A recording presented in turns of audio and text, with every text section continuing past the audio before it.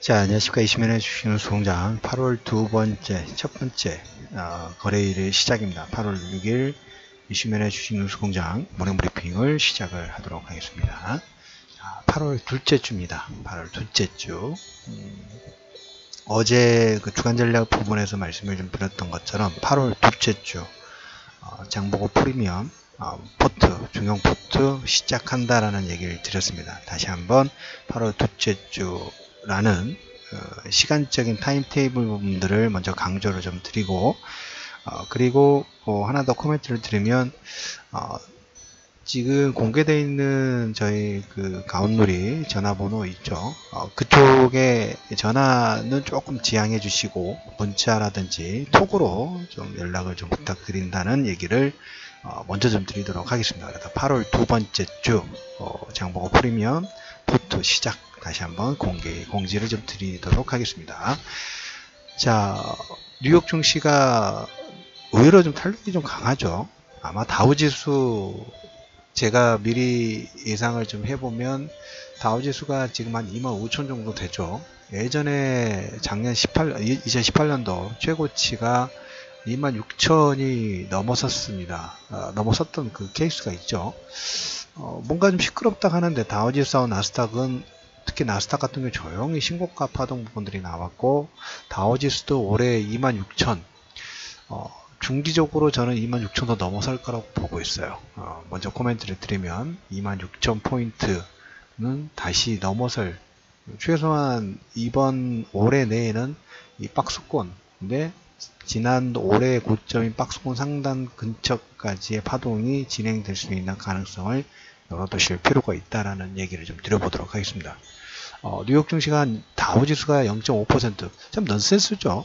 지금 무역 전쟁에서 뭐 2천억 달러, 뭐 600억 달러 맞불 관세 계속 얘기가 나오고 있는데 물론 영양 부분에서 직접적으로 영향을 받는 몇몇 종목군들 특히 뭐 보잉이라든지 캐터필러 같은 경우는 조금 영향을 받죠. 이 회사들이 주가가 약간 비탄력적인 부분들이 없지 않아 있습니다만은 다우지수는 몇몇 종목군들 최근 같은 경우에 보면 아마존, 트위터라든지 페이스북 같은 게 실적 부분들이 마이너스권 이지만 아마존이라든지 뭐 IBM 같은 경우는 실적 기대감으로 지난주 금요일장에는 IBM이 한 3% 정도 상승이 나왔고 아마존은 뭐 신고가 파동, 특히 애플이 새로운 시장을 열었어요. 새로운 1조 새로운 시장을 오픈을 좀 했습니다. 이걸로 인해서 다우지수는 최근 두 달 사이 최근 뭐 한 3, 4개월 정도 최고가를 좀 돌파를 근접을 좀 하고 있고 올해 최고치 26,000이라는 가격대를 향해서 슬금슬금 반등이 진행되고 있다라는 얘기를 첫 번째 드려보도록 하겠습니다. 포인트는 실적 기준으로 낙관론으로 인해서 상승 부분들이 진행이 되고 있다라는 얘기를 좀 첫 번째 좀 드려보도록 하겠고 미국의 빚 이경 4천조 원입니다. 올해 아마 개인들의 투자 심리 부분하고 개인들뿐만 아니라 글로벌 전체적으로 상반기 내에 가장 선호도가 슬금슬금 높아졌던 큰 자산 중에 하나를 꼽으라고 한다 하면 저는 미국 국채를 들 수 있을 것 같아요. 미국 빚이 이경 4천조 원인데 올해 들어서 미국 정부 같은 경우에 미국 국채 발행 부분들 추가적으로 진행을 하죠. 그러니까 항상 보면 명확하게 우리가 가부 부분이라든지 그런가? 라는 부분들 내용을 명확하게 구분 지을 수는 없는데 경험치로 노하우로 경험치로 보면 미국 국채 발행 부분들이 뭐 전에 대비 증가를 한다든가 아니면 미국 국채 발행의 규모가 증가를 한다든가 이런 내용 부분들이 진행될 때 통상적으로 뭐가 진행이 됐냐면 뭔가 주변에 어떤 흐름 부분들이 나왔냐면 뭔가 분위기 자체가 안전자산의 선호 현상이 두드러지게 만드는 사건들이 하나하나씩 있었어요. 제 경험치로 봤을 때. 올해 같은 경우에도 보면 미국의 국채 발행 부분들이 증가가 됐습니다. 증가가 됐어요. 빚이 지금 이경 4천조 원이면 이건 어떻게 금액이 얼마인지도 그 환산 자체가 되는 것도 아니죠. 그래서 이 금액 부분들이 늘어났는데 석 달간 국채 발행 규모가 10억 달러씩 2년물, 3년물, 5년 만기 기존 10억 달러씩 증액을 했고 2개월물도 신규 발행 계획 부분들이 있어요. 항상 뭔가 금액이든 신규가 뭔가 진행이 될 때 주변 상황들이 어수선하게 만들어졌을 때 사람들, 기관 투자가들도 마찬가지예요. 기관 투자가들도 못진 도치입니다. 크게 뭐 이렇게 정보력이나 투자 심리 측면에서는 일반 개인 투자자들하고 크게 큰 차이 부분들이 없어요. 글로벌 전체적으로 그 투자자의 투자 심리 부분 튼들기 때문에 그로 인해서 국채에 대한 수요가 증가하는 그런 케이스 부분들이 있었습니다. 그래서 이번에 석 달간 국채 발행 규모가 10억 달러씩 증액이 됐다라는 얘기를 첫 번째 좀 드려보도록 하겠고, 그로 인해서 이게 뭐 금리 인상이냐 무역 논쟁 관련된 부분들이 시장에서 외부적으로 크게 움직였을 때 내부적으로 슬금슬금 이 국제 발행 규모 부분들을 증가시켰고 그 수요 자체가 글로벌에 유통을 시킨 거죠. 결론적으로 보면 유통을 시킨 거예요. 어디로? 미국 국채에 대한 수요. 왜 그러냐면 지금 미국의 GDP 성장률, 그 다음에 실적, 그 다음에 작년에 법인세라든지 이걸 통해서 다우지수라든지 나스닥, 주가 지수의 상승 부분들, 경제에 대한 성장률 부분들이 어느 정도 확보가 되어 있는 외부적으로 표면적으로 보여지는 그 과정 중에 지금 글로벌 전체적으로 무역 논쟁이라든지 금리 상승에 따라서 불안 심리가 조금씩 커지니까 당연히 안전자산에 대한 수요 부분들이 증가될 수밖에 없죠. 그러면서 미국은 국채를 글로벌 전체적으로 판매 한다고 그래야 될까요? 아무튼 수요가 증가되는 그런 케이스들이 많았다는 얘기를 첫 번째 좀 들어보도록 하겠습니다. 그래서 미국 증시는 다우지수는 실적 기준 낙관론을 위해서 상승 부분들이 진행됐다라는 부분이고, 중국의 상무부도 역시 미국산 제품 600억 달러에서 5에서 25% 관세 부과. 이거는 뭐 주말에도 말씀을 좀 드렸지만 우리가 베이다이 회의 지금 중국 그 관영 언론 쪽에서는 그쪽 상무위원 쪽의 거취가 뭐 행보가 전혀 보도가 되고 있지 않아요. 그게 어떻게 보면 베이다이 회의의 시작 포인트하고 일맥상통한다고 보시면 될 것 같아요. 그 이후에 나온 내용 가지고 미국의 전략 부분들이 진행될 수 있다라는 얘기를 좀 들어봤지만, 최근에 이제 위안화 약세 관련된 부분에서 중국이 서서히 집도하기 시작했습니다. 어떤 걸 집도하기 시작했냐면 예전에 1년 전인가 2년 전인가요? 그 헤지펀드들이 중국 위안화 공격 부분들을 진행할 때 지금 이 무역 논쟁이라든지 여러 가지 주변 상황들은 결론적으로는 원하는 사항 중에 가장 큰 부분 하나를 꼽으라 한다면, 물론 지적재산권도 있겠지만 지적재산권보다 더 큰 것은 중국 시장의 금융시장 개방의 활로 자체를 1차로뿐만, 지금 1차로가 아니라 너무 좁아요. 그래서 어떻게든 개방의 문호 부분들을 더 키우게, 그래야지만 금융자본이 들어갔다 나왔다 하면서 중국의 이 금융시장 부분도 혼란스럽게 만들 수 있는 요건 자체가 있으니까 그 개통 부분들의 활로를 폭을 어떻게든 늘려보려고 하는 그런 연장선이라고 보시면 될 것 같아요. 미국이 글로벌 전체적으로 위안화 공격 부분들이 됐을 때 중국이 썼던 카드 유사한 이런 썼던 카드 부분들이 있어요.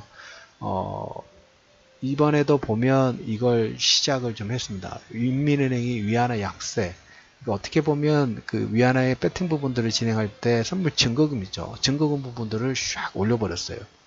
위안화 선물한 거래를 할 경우에 20%의 증거금을 예치하도록 했습니다. 그래서 지난 주부터 위안화 약세가 일부 꺾이는 모습들이 좀 나왔어요. 이건 너무 과도하게 올라가게 되면 중국은 이렇게 선물한 증거금을 높이면서 과도한 레버리지 부분들을 사용하지 못하도록 묶어버린 효과 부분들이 있어요. 서로 지금 물밑 작업 부분들 서로 하고 있다고 보시면 될 것 같아요. 그래서 위안화가 약세 제어 카드가 서서히 가동이 시작됐다라는 얘기하고, 지금 시장에서는 9월달 뭐 북한과의 정상회담 이벤트상, 그리고 오늘 이번 주부터 이란의 제재 부분들이 시작되죠.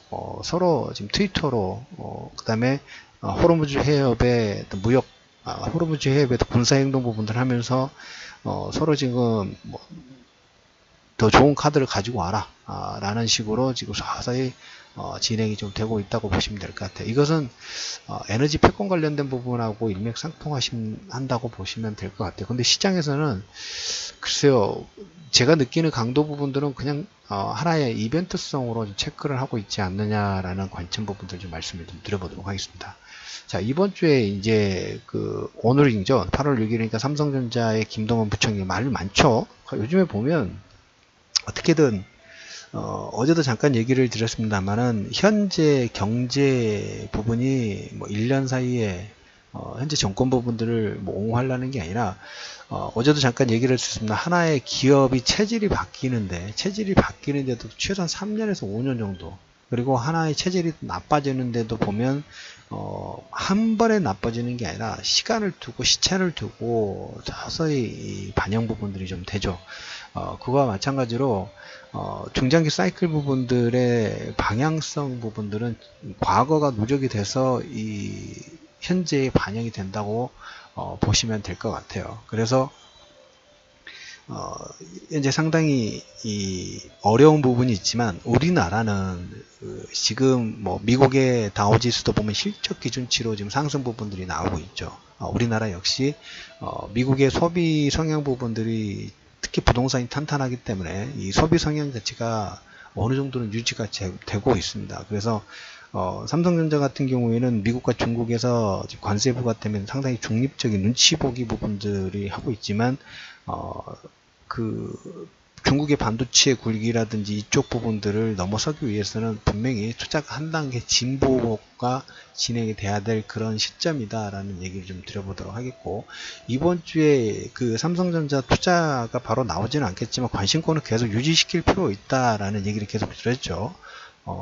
뭐 지금 SK하이닉스하고 삼성전자는 EUV 쪽 드라이브 상당히 공격적인 부분이긴 합니다만은 어느 정도 양산 수율 부분들이 나왔을 때는 다른 업체들하고 기술 격차가 한 단계 점프할 수 있는 기술이기 때문에 그 부분 체크해 주시고, 이번 주에 이제 여러분들이 중심적으로 보실 부분들은 뭐 삼성 투자 관련된 부분도 있지만 UL의 대북 제재 면제 가이드라인의 승인 가능성이 점점 커지고 있어요. 그러니까 인도적 지원, 대북의 인도적 지원. 지난주인가요? 현정은 현대그룹이 방북 부분들 하면서 금강산, 그리고 이제 이산가족 상봉도 얼마 남지 않았죠. 8월과 9월은 이란, 중동 쪽에서는 이란과, 그 다음에 이쪽 아시아 쪽에서는 북한과의 북미 이 정상회담 관련된 내용 부분들이 경제 패권과 그다음 정치적인 패권 부분의 연장선상에서 계속 움직일 수 있는 가능성. 그래서 특히 남북 경협 관련된 부분들은 대북 제재 면제 가이드라인 1차적으로 뭐 정전선이라는 전에 어떤 가이드라인 부분들이 기존 대비 어느 정도 확장이 될 가능성을 계속 관심권 부분을 두실 필요가 있다라는 얘기를 좀 드려보도록 하겠습니다. 금주는 그 관점 부분들을 중심적으로 보실 필요가 있다라는 얘기를 좀 드려보도록 하면서 오늘 8월 6일 이슈민의 주식뉴스공장 모닝브리핑에서 말씀을 좀 드렸던 것처럼 8월 둘째 주입니다. 장보고 프리미엄 포트 시작이 되고 전화보다는 문자 오픈되어 있는 전화번호로 문자 톡을 좀 이용을 해주셨으면 좋겠다는 얘기를 드리면서 이슈민의 주식뉴스공장 8월 6일 모닝브리핑을 마무리하도록 하겠습니다.